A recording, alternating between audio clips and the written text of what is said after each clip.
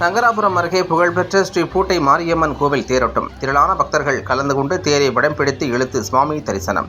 மாவட்ட எஸ்பி தலைமையில் 200க்கும் மேற்பட்ட கள்ளக்குறிச்சி, கடலூர், விழுப்புரம் மாவட்ட போலீசார் குவிப்பு.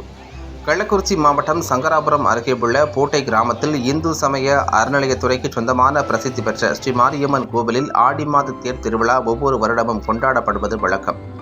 அந்த வகையில் இந்த வருடம் ஸ்ரீ மாரியம்மன் கோவில் திருவிழா கடந்த மாதம் கொடியேற்றத்துடன் தொடங்கியது.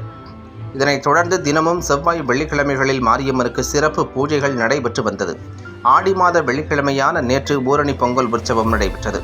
இதில் ஏராளமான பெண்கள் கலந்து கொண்டு பொங்கல் வைத்து மாரியம்மனை வழிபட்டனர். இதனைத் தொடர்ந்து இன்று மாரியம்மனுக்கு பால், பன்னீர், தயிர், மஞ்சள், குங்குமம் உள்ளிட்ட வாசனை திரவியங்களை கொண்டு சிறப்பு பூஜைகள் செய்து தீபாராதனை காண்பிக்கப்பட்டு பின்னர் ஜாகீர்தாரர் வடம் பிடித்து இழுத்து தேரோட்டத்தை தொடங்கி வைத்தனர். இதனைத் தொடர்ந்து அங்கு திரண்டிருந்த பக்தர்கள் தேரை வடம் பிடித்து இழுத்தனர்.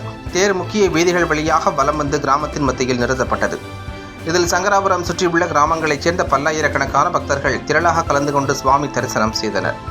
மேலும் பக்தர்களின் பாதுகாப்பிற்காக மாவட்ட காவல் கண்காணிப்பாளர் மாதவன் தலைமையில் கடலூர், விழுப்புரம், கள்ளக்குறிச்சி மாவட்டம் 200க்கும் மேற்பட்ட போலீசார் பாதுகாப்பு பணியில் ஈடுபடுத்தப்பட்டது குறிப்பிடத்தக்கது.